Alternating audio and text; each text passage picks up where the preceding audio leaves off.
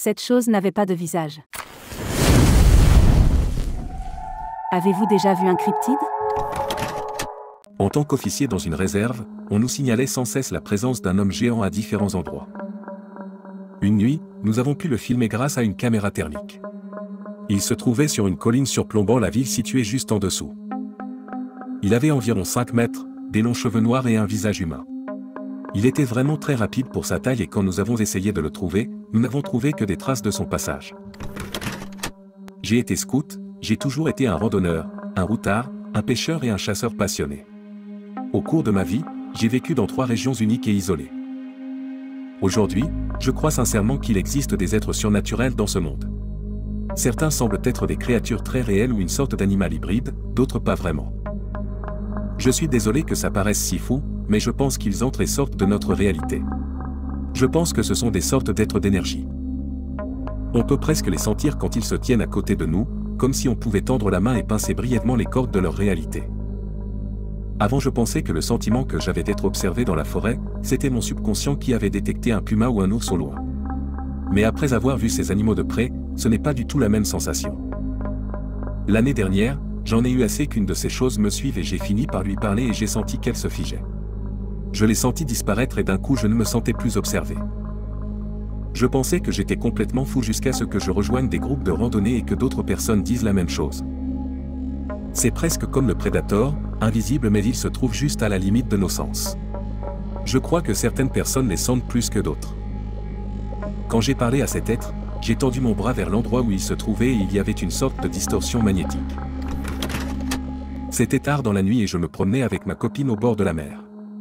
Il n'y avait personne à la plage et on ne voyait que des kilomètres de sable devant nous. On regardait au loin et on commence à apercevoir une créature humanoïde, noire d'environ 2 mètres, avec une tête sphérique énorme de 2 à 3 mètres de diamètre.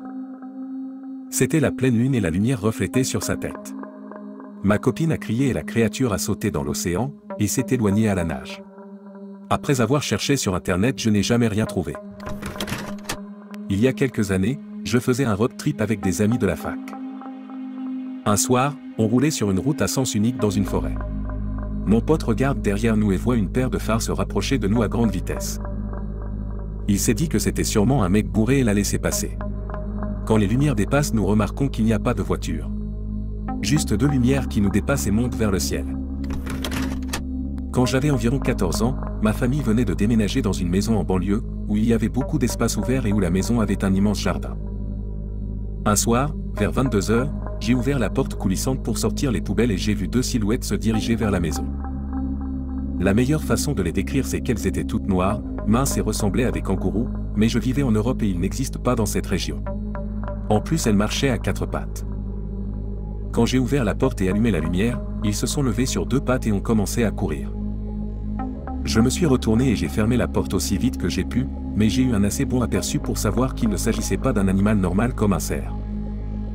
D'ailleurs, il n'y a jamais eu de cerf dans ce quartier, alors c'était vraiment quelque chose de différent. Je ne suis pas sûr que ça compte, mais une fois j'ai vu un chat, un lièvre, un rat, un renard, une mouette et une belette tous immobiles sur une route secondaire près de chez moi.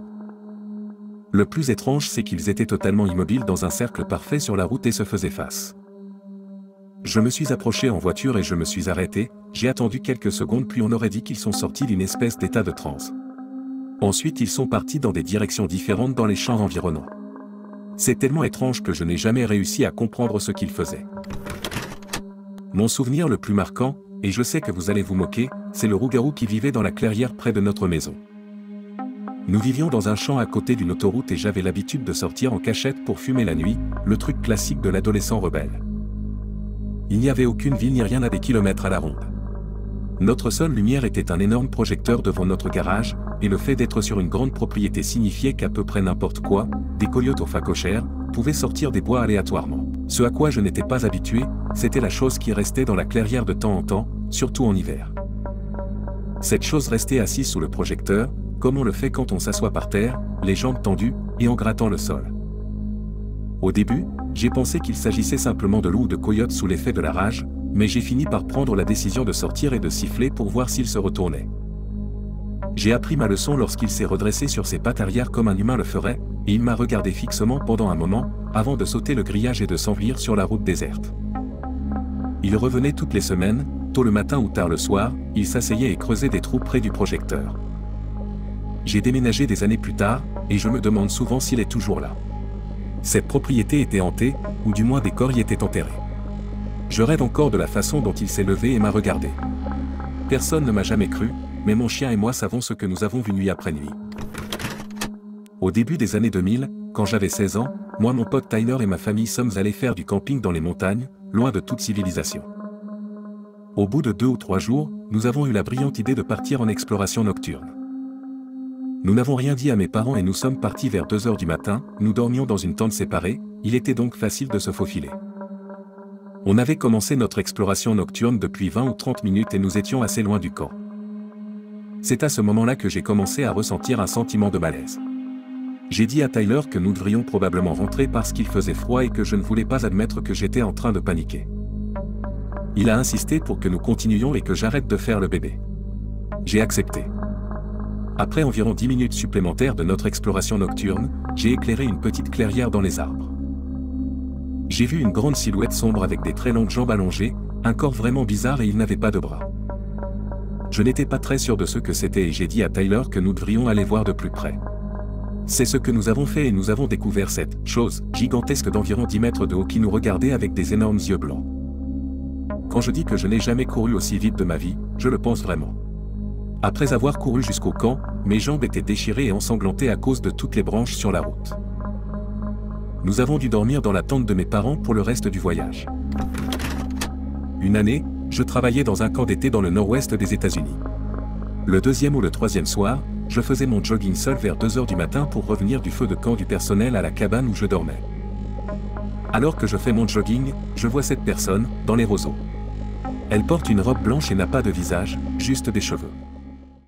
Je ne la remarque que parce que, lorsque je m'approche d'elle, elle se lève d'une position accroupie, recule brusquement de quelques pas, puis s'accroupit à nouveau, comme si elle attendait quelque chose.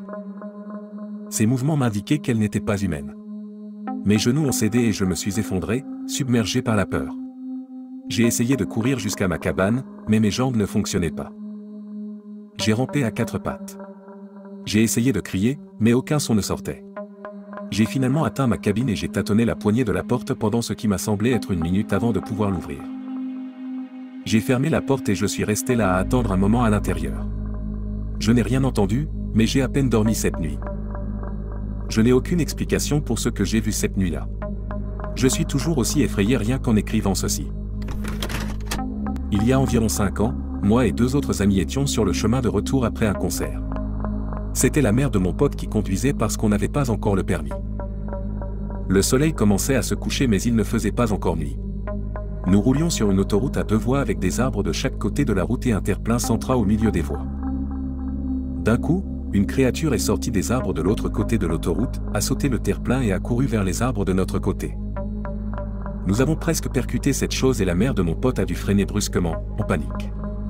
On était tous en état de choc, pas à cause du freinage mais parce que c'était la chose la plus effrayante que j'ai jamais vue. Il était noir, avait des longs membres et des cheveux noirs filandreux.